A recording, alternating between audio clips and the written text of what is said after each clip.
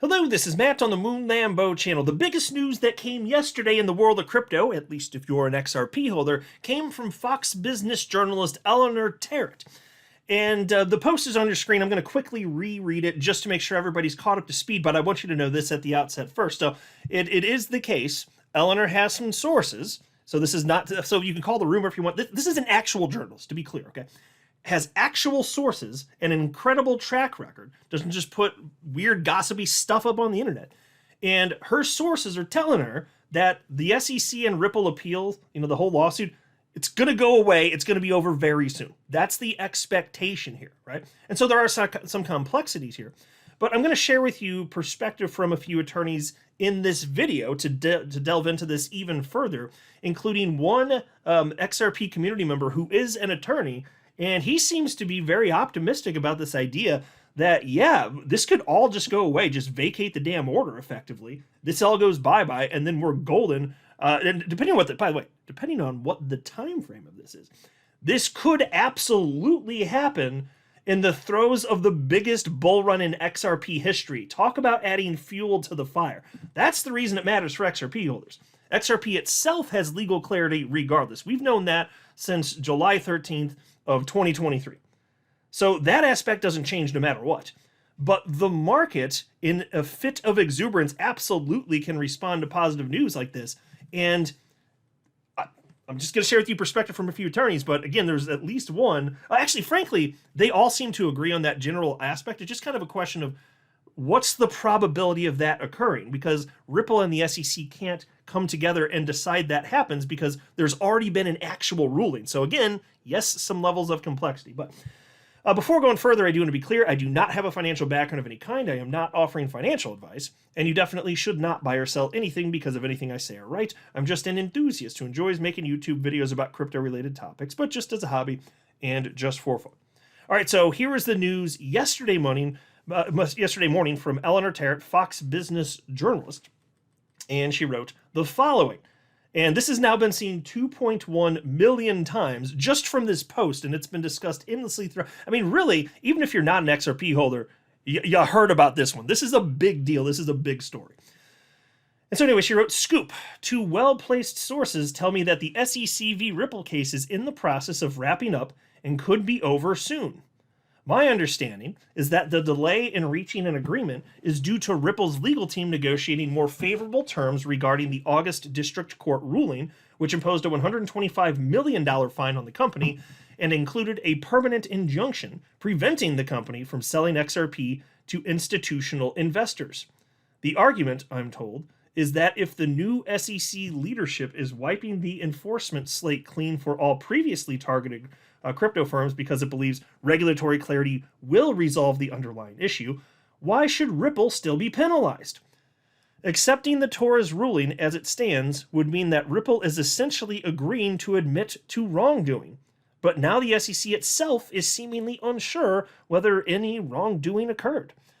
There's no real playbook for this kind of thing, which could explain why this case is taking longer to resolve than the rest. Stay tuned. Okay, and so, by the way, there was speculation about a week and a half prior from attorney James Murphy, aka Meta Lawman. He's the guy at the bottom of the screen here. And I shared that at the time, but he was speculating that the reason that we haven't seen the conclusion of this case is because it's not the SEC that's dragging its feet. No, because Trump already said, no, the war on crypto is over. Get it all ended, right? So it wouldn't be because of the SEC. It would be because of Ripple. That was Meta Lawman's speculation, and now we're hearing that's correct from these sources. Effectively, yeah, it's about the same argument. Attorney Jeremy Hogan had a whole post. I shared that in at least a couple of my videos sharing his perspective. He found that plausible. Also, attorney John Deaton was like, yep, that's a solid theory. And here we see, yeah, they all agreed because it actually does make a ton of logical sense here. So let's talk about this, though, because how do we make this proceed? How do we make this all go away? We want the order to go away. We know that Ripple and the SEC don't have the power to make it go away because there's a judge that said, no, here's a ruling, here's a penalty for you, Ripple, so they actually can't make it go away. So check this out. There's this post from XRP community member Yasin Mubarak, and he wrote, canceling the $125 million Ripple fine is not the problem. Ripple can pay that without blinking. Okay, so I'll pause note. Yes, it's true that monetarily it's not an issue for them. I still don't think their shareholders would be thrilled if they didn't try to kind of whittle that down as close to zero as possible, but that's true. Ripple isn't exactly poor, let's say, okay?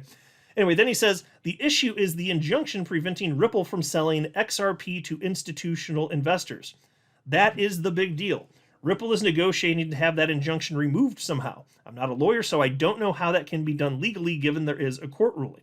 Okay, so a couple of things on that. Yes, it makes sense that Ripple would want that to go away, so I agree with him there, but I do want to note that frankly, this actually isn't that big of a deal for Ripple, all things considered. Yes, it's annoying. Yes, it's stupid. It's true. It doesn't make logical sense that XRP can't be used as a bridge currency for any corridor touching the United States. We're all going to agree on that.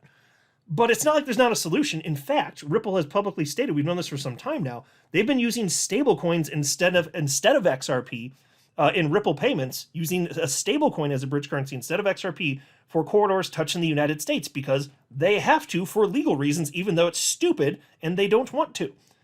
Now, of course, they also launched their own stablecoin, RLUSD. Isn't that interesting? So they kind of got this figured out. There's some ways to go about this. They can conduct their business. It's not going to cripple them. But yes, I would agree with the sentiment, of course. Why wouldn't you fight back against this, right? Okay, now attorney Bill Morgan of the XRP community, he had something to say about this. He responded to Yassim Mubarak here, and he wrote, strictly speaking, Ripple will not be negotiating to remove the permanent injunction, but negotiating for the SEC to consent to the judge removing it. So to be clear, what he's stating here is it's not Ripple arguing to try and get rid of it. It's trying to get the SEC to be like, hey, judge, can you get rid of this thing? Because it would need, so the SEC would need to approve, and then ultimately Judge Torres would have to approve. Now, we're going to circle back to that aspect. Would Judge Torres actually vacate her own ruling? We're going to circle back to that because another attorney within the community has some opinions on that. So put a button in that one for now. But Attorney Morgan said, it will require a motion to the court to have the permanent injunction vacated or dissolved. No chance or very little chance without the SEC's consent, and not automatic even with the SEC's consent. And so that is certainly correct. Now we also have this, and this frankly, like, I had to chuckle a little bit. Attorney Mark Fagel, I've shared some of his perspectives here over the last couple years or so, and former SEC attorney. He's been full team SEC throughout all this. Obviously, we as XRP holders got what we wanted, so we already won here. But upon reading this news, this former SEC attorney, Mark Fagel, responded to Eleanor Terrett breaking this news and saying, hey, I got some sources that say this thing's getting wrapped up. Here's what former SEC attorney Mark Fagel had to say. The court found Ripple violated the law. I don't think many disinterested securities lawyers / scholars disagree. For the SEC to undo a court win is shocking and a betrayal of the SEC's duties, but par for the course for the new administration. Okay, so he doesn't like the new administration. He's made that clear in separate posts anyway, so that's obviously bleeding through into his posts. I understand that he didn't want Trump to win. Got it. Okay, but what made me kind of roll my eyes is the part where he said particularly, for the SEC to undo a court win is shocking and a betrayal of the SEC's duties. And I read that and like, oh my God, have you been there the last 4 years? Because the SEC, talk about a betrayal of duties. Well, there's a reason that Magistrate Judge Sarah Knepper in the SEC v. Ripple case stated that the SEC is not operating in good faith and that she effectively called them hypocrites. I'm sure you guys have been here for a few years. You remember that one. That was my favorite bitch slap in the entire case. That was a fantastic one. That's not normal for them. That's not normal. It's the SEC that has been disgusting. So correcting their onerous approach and the fact that SEC has tried to, make jurisdictional land theirs, which Congress didn't grant them. Like, yeah, just undo that. Yes, please, undo that. And still he thinks that this is the SEC. It's a shocking and a betrayal. No, everything they've been doing in recent years is shocking and a betrayal. This would go a long way to fix that. But he's got his bias, and it is what it is. Anyway, Attorney Morgan responded to that and said, but you can't undo the finding institutional sales were investment contracts. Wouldn't the parties be limited to bringing a motion to vacate the orders and dissolve the permanent injunction? Okay, so that's the point. So it's not even... all the SEC can do is request a thing. They can request that from Judge Torres. So even then, I understand why Mark Fagel is saying what he's saying, but it still wouldn't be a betrayal. If the people, what would be a betrayal is if the SEC now believes that it was wrong, not acting on that. That's what would be wrong. But the SEC even now doesn't get to choose that, which is why Attorney Morgan brought that up. He's saying, no, you still have to go to Judge Torres. And so Attorney Fagel did agree, and he said, that's my assumption. So that is indeed correct. And then we had this from Attorney Fred Rispoli. He said, I just don't see this being the big issue some are making it out to be. It's unorthodox, but not difficult. Number one, regarding Torres's order, she is not going to enforce it herself. Only the SEC will enforce violations. And so I thought that's something that I hadn't, it seems obvious, but like nobody else had actually pointed that out before. The SEC, if something's not going correctly, you would expect them to be the ones to jump in and be like, hey. Okay, point number two, the SEC and Ripple can file a motion to vacate the judgment, the cleanest way to dispose of it, telling the court, in consideration for potentially losing our entire crypto jurisdiction if we lose the appeal, we're agreeing to vacate judgment in exchange for Ripple dropping its appeal.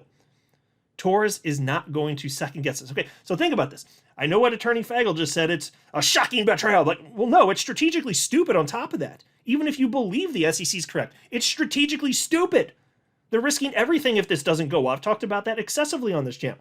So that's why he's citing here. If you want to be like, well, here's another reason not to do it, and Ripple and the SEC agree, Judge Torres, could you just make it not happen? There you go. But he doesn't seem to think that it's unreasonable. This is what I have seen from many attorneys in the XRP community that have talked about this, is you can ask the judge to vacate this. That's not a crazy thing to do, and that may very well be what happens. Okay, but then there's a question of will she? So again, just hang in here. So point number 3 from Attorney Rispoli. The SEC doesn't even have to vacate the order. It can simply draft an agreement with Ripple that it won't enforce the judgment for the same consideration set out in number 2. So that's an interesting part. So that's why when he was talking about how the SEC, it would be them that's trying to enforce this. Well, then even if the judgment stands, does it matter if the SEC isn't going to enforce it? Well, in theory, I suppose not. It does leave me wondering, though, what would Ripple's attorneys advise? Like, what do? You're hoping and guessing that the SEC won't then come back, and probably they wouldn't under Trump, certainly, but would you want to leave open any level of risk? I'm just sitting here thinking, if I'm Ripple's attorneys, I'm like, no, because technically that's not how this should work. So there's that. But then he said here in point number 4, the SEC enforcement manual has all kinds of general vague language that recommends cooperation and settlement over the uncertainties of litigation, so the authority for this behavior is covered. But even if it weren't, who cares? This isn't a good thing, but the SEC and most other government agencies has proven it does what it wants, when it wants, without regard to due process. Here, it works in justice's favor for once. Okay, interesting. But still there is that question of, would Judge Torres vacate anything? And so here's a post from Dark Horse responding to Attorney Rispoli and wrote, legally possible? Sure. But the bigger question, what does this do to judicial credibility? Torres ruled against Ripple. If she vacates it, she's admitting she was wrong. Other SEC cases like Terraform, Library, Kraken will challenge their rulings. Are you downplaying the impact a little? And so here's what Attorney Rispoli said to that. That's a good point, Dark Horse. I guess it really depends on Torres's ego. And that can be pretty big for a federal judge, but I'm not sure that's the case with her. She can think, hey, this was a novel issue. I gave it my best on it, and other district courts have agreed/disagreed with me, and the SEC was pretty shady, so I'll go with vacating my order since it seems like the new administration is finally going to address crypto in a responsible manner. Or she can think, I'm the MFing judge that knows what's up, and I don't care what the SEC, Ripple, or the Trump admin think. I'm keeping my order set in stone. Gotta hope for the former if SEC and Ripple go the route of trying to get her order amended. So it could just come down to whatever Judge Torres wants, and she's a fallible human, so no one's perfect. What's she gonna do? Man, I don't know. I really don't know there. I guess we're going to find out together here. Either way, Ripple holds the cards. The SEC is effectively pro-crypto at this point. The worst you could say at this point is that the SEC is neutral to crypto. That's the worst thing you could say about them. But they're doing things that are favorable to crypto and making these recent investigations go away and shutting down lawsuits, before they've really gotten going. And so you love to see all of that here. So of course they're going to make this go away. That's why I keep saying Ripple holds the cards here. What are they going to do? Well, try and get this thing whittled down to zero. Ideally, vacate the order. That would be the dream for them, honestly. Make it all just go away. And then all this money, hundreds of millions of dollars, will already have been wasted on legal fees, expenses, and also a waste of taxpayer funds. But hey, at least we've got a pro-crypto administration now, so this won't be happening moving forward. I'm not a financial advisor. You should not buy or sell anything because if anything I say are right, that would be a very, very, very bad idea. Until next time, to the moon, Lambo.